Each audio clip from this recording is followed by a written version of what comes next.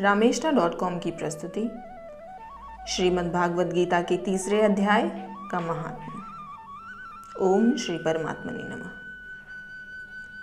श्री भगवान कहते हैं, प्रिय, जनस्थान में एक जड़ नामक ब्राह्मण था जो कौशिक वंश में उत्पन्न हुआ था। उसने अपने जातीय धर्म छोड़कर बनिए की वृत्ति में मन लगाया। उसे पराई स्त्रियों के साथ व्यभिचार करने का व्यसन पड़ गया था। वह सदा जुआ खेलता, शराब पीता और शिकार खेलकर जीविका चलाता, हिंसा करता। इसी प्रकार उसका समय बीतता था। धन नष्ट हो जाने पर वह व्यापार के लिए बहुत दूर उत्तर दिशा में चला गया। वहाँ से धन कमाकर घर की ओर लौटा। बहुत दूर तक रास्ता उसने तय कर लिया था। एक दिन सूर्यास्त हो जाने पर जब दशों दिशाओं में अंधकार फैल गया, तब एक वृक्ष के नीचे उस लुटेरे ने उसे धर दबाया और शीघ्र ही उसके प्राण ले लिए। उसके धर्म का लोप हो गया था, इसलिए वह बड़ा भयानक प्रेत हुआ। उसका पुत्र बड़ा धर्मात्मा और वेदों का विद्वान था। उसने अब तक पिता के लौट आने की राह देखी। जब वे नहीं आए तब उनका पता लगाने के लिए वह स्वयं भी घर छोड़कर चल दिया। वह प्रतिदिन खोज करता, मगर राहगीरों से पूछने पर भी उसके पिता का कुछ समाचार नहीं मिलता था। तदंतर एक दिन एक मनुष्य से उसकी भेंट हुई जो उसके पिता का सहायक था। उससे सारा हाल जानकर उसने पिता की मृत्यु पर बहुत शोक किया। वह बड़ा बुद्धिमान था। बहुत कुछ सोच विचार कर पिता का पारलौकिक कर्म करने की इच्छा से आवश्यक सामग्री साथ ले उसने काशी जाने का विचार किया। मार्ग में 7-8 मुकाम डालकर वह 9वें दिन उसी वृक्ष के नीचे पहुंचा जहां इसके पिता मारे गए थे। उस स्थान पर उसने संध्योपासना की और गीता के 3 अध्याय का पाठ किया। इसी समय आकाश में बड़ी भयानक आवाज हुई। उसने अपने पिता को भयंकर आकाश में देखा। फिर तुरंत ही अपने सामने आकाश में उसे एक सुंदर विमान पर दिखाई दिया। उसका पिता, जो महान तेज से व्याप्त था, उसमें अनेक क्षुद्र घंटिकाएं लगी थीं। उसके तेज से समस्त दिशाएं अलौकित हो रही थीं। यह दृश्य देखकर उसके चित्त की व्यग्रता दूर हो गई। उसने विमान पर अपने पिता को दिव्य रूप धारण किए विराजमान देखा। उनके शरीर पर पीतांबर शोभा पा रहा था और मुनिजन उसकी स्तुति कर रहे थे। उन्हें देखते ही पुत्र ने प्रणाम किया। तब पिता ने भी उसे आशीर्वाद दिया।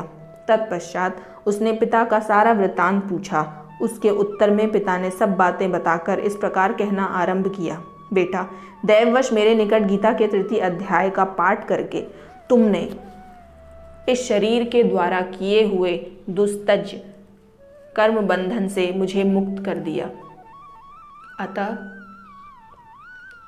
अब घर लौट जाओ, क्योंकि जिसके लिए तुम काशी जा रहे थे वह प्रयोजन इसी समय 3 अध्याय के पाठ से ही सिद्ध हो गया है। पिता के यूँ कहने पर पुत्र ने पूछा, तात, मेरे हित का उपदेश दीजिए तथा और कोई कार्य जो मेरे लिए करने योग्य हो बतलाइए। तब पिता ने उससे कहा, अनग, तुम्हें यही कार्य फिर करना है। मैंने जो कर्म किया है वही मेरे भाइयों ने भी किया है। इससे वे घोर नरक में पड़े हैं। उनका भी उद्धार तुम्हें करना चाहिए तथा मेरे कुल के और भी जितने लोग नरक में पड़े हैं उन सब का भी तुम उद्धार करो। यही मेरा मनोरथ है। बेटा, जिस साधन के द्वारा तुमने मुझे संकट से छुड़ाया है उसी का अनुष्ठान औरों के लिए भी करना उचित है। उसका अनुष्ठान करके जो पुण्य प्राप्त होगा उन नरकी जीवों को, उससे वह समस्त पूर्वज यातना से मुक्त हो जाएंगे और श्री विष्णु के परम धाम को प्राप्त होंगे। पिता का यह संदेश सुनकर पुत्र ने कहा, तात, यदि आपकी ऐसी ही इच्छा है और ऐसी ही आपकी रुचि है तो मैं सभी नारकी जीवों का नरक से उद्धार कर दूंगा। यह सुनकर पिता बोले, बेटा, एवं वस्तु तुम्हारा कल्याण हो। मेरा अत्यंत प्रिय कार्य संपन्न हो गया। इस प्रकार पुत्र को आश्वासन देकर उसके पिता भगवान विष्णु के परम धाम को चले गए। तत्पश्चात वह भी लौटकर जनस्थान में आया और परम सुंदर भगवान श्री कृष्ण के मंदिर में उनके समक्ष बैठकर पिता के आदेशानुसार गीता के 3 अध्याय का पाठ करने लगा। उसने नारकी जीवों का उद्धार करने की इच्छा से गीता पाठ जनित सारा पुण्य संकल्प करके दे दिया।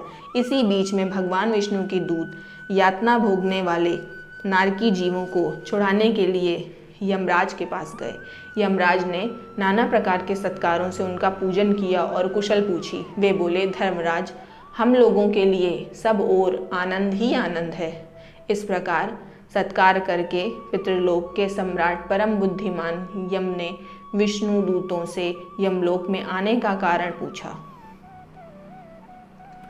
तब विष्णु दूतों ने कहा, यमराज, शेष शैया पर शयन करने वाले भगवान विष्णु ने हम लोगों को आपके पास कुछ संदेश देने के लिए भेजा है।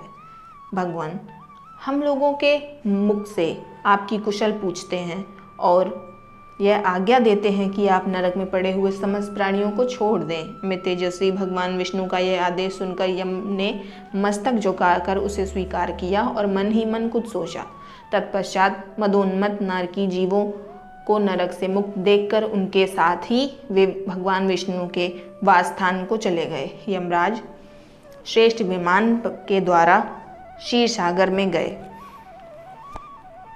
उसके भीतर कोटि कोटि सूर्यों के समान कांतिमाल नील कमल दल के समान श्याम सुंदर लोकनाथ जगतगुरु श्रीहरि का उन्होंने दर्शन किया। भगवान का तेज उनकी शैया बने हुए शेषनाग के फणों की मणियों से प्रकाशित हो रहा था।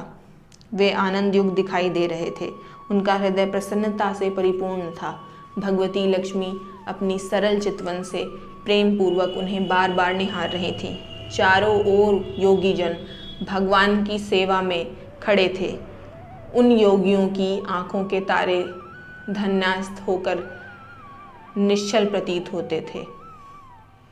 देवराज इंद्र अपने विरोधियों को परास्त करने के उद्देश्य से भगवान की स्तुति कर रहे थे। ब्रह्मा जी के मुख से निकले हुए वेदांत वाक्य मूर्तिवान होकर भगवान के गुणगान कर रहे थे।